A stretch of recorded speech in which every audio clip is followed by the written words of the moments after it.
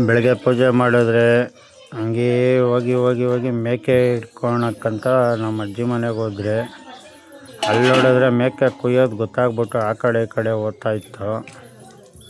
ಸರಿ ಅಂದ್ಬಿಟ್ಟು ನಮ್ಮ ಚಿಕ್ಕಪ್ಪ ಹಂಗೆ ಹಿಡ್ಕೊಂಡು ಬಂತು. ನಮ್ಮ ಮಾವನು ಬಂದ, ಮಾವನು ಹಂಗೆ ಮನೆಯಿಂದ ಕರ್ಕೊಂಡು ಬಂದರೆ ಆಮೇಲೆ ಅದಕ್ಕೆ ಒಂದು ಸ್ವಲ್ಪ ನೀರಿಗೆಲ್ಲ ಹಾಕಿ ತಲೆ ಆಡಿಸುತ್ತೆ ಅಂತ ಕಾಯ್ದು ಪೂಜೆ ಎಲ್ಲ ಮಾಡಿದ್ರೆ ಆಮೇಲೆ ಅದು ಯಾಕೋ ನಮ್ಮನ್ನು ಕಡ್ದಾಕ್ತಾರೆ ಅಂತ ಗೊತ್ತಾಯಿತು. ಅದಕ್ಕೆ ಅಂದ್ಬಿಟ್ಟು ಸರಿ ಅಂತ ಸುಮ್ಮನೆ ಇದೆ. ಆಮೇಲೆ ಕಡ್ದಾದ್ಮೇಲೆ ನಾನು ಕಾಲ್ಗಿಲ್ಲೆಲ್ಲ ತಗೊಂಡು ಸುಟ್ಟು ಆಮೇಲೆ ಮಟನ್ ಕೊಯ್ತಾಯಿದ್ರು, ಅದನ್ನು ಗುಡ್ಡೆ ಮಾಡಿ ಆಮೇಲೆ ಮನೆಗೆ ಎತ್ಕೊಂಡೋಗಿ ರೆಡಿ ಮಾಡಿದ್ರು ಮಸಾಲೆ ಎಲ್ಲ.